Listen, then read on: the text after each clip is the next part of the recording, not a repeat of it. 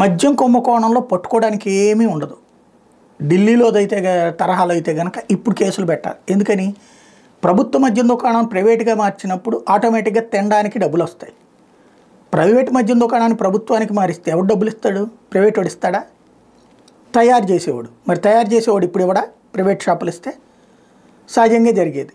కాబట్టి అది ప్రూవ్ చేయాలంటే ఎవరైతే మద్యం సప్లై చేసినటువంటి డిస్టిలరీస్ వాళ్ళందరిని అడగండి, వాళ్ళతో రాయిపించండి. రాయిపించరు. ఎందుకు? అందులో 3 వంతులు తెలుగుదేశం పార్టీకి సంబంధించిన వాళ్ళయ్యే ఉంటాయి, అనుకూలమైన వాళ్ళయ్యే ఉంటాయి. వాస్తవంగా అప్పుడు జరిగింది ఏంటి? జగన్ వాళ్ళు అది లాక్కున్నారు. అవి లాక్కుని వాళ్ళు అంటే కంపెనీ వీళ్ళదే, ఇండస్ట్రీ వీళ్ళ పేరుతోనే నడిచినాయి లావాదేవీలు, డబ్బులు వాళ్ళు తిన్నారు ఉత్పత్తి దగ్గర. అదే సందర్భంలో ఇప్పుడు వాళ్ళే తినేస్తారు. అంతకుముందు చంద్రబాబు టైంలో వాళ్ళే తినేస్తారు.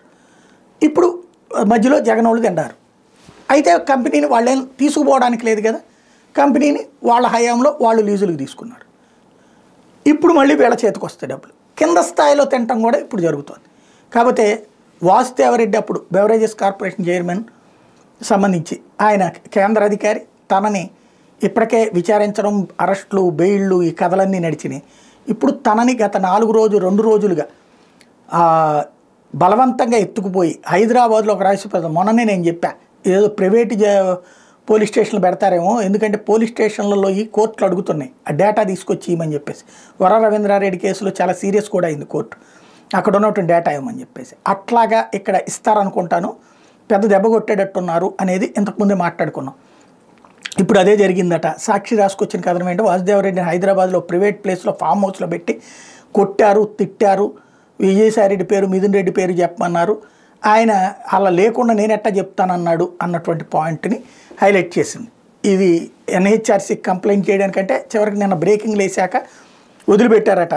దాంట్లో మాజీ అధికారులు 2, ప్రస్తుత అధికారి ఒకళ్ళు దీని వెనకాల ఉన్నారన్నటువంటి కోణాన్ని టచ్ చేసేటటువంటి ప్రయత్నం చేసింది. తద్వారా తీసుకెళ్ళే ఉంటారు, దాంట్లో తీసుకెళ్లకుండా అబద్ధాలు రాయాల్సిన పని ఏం లేదు.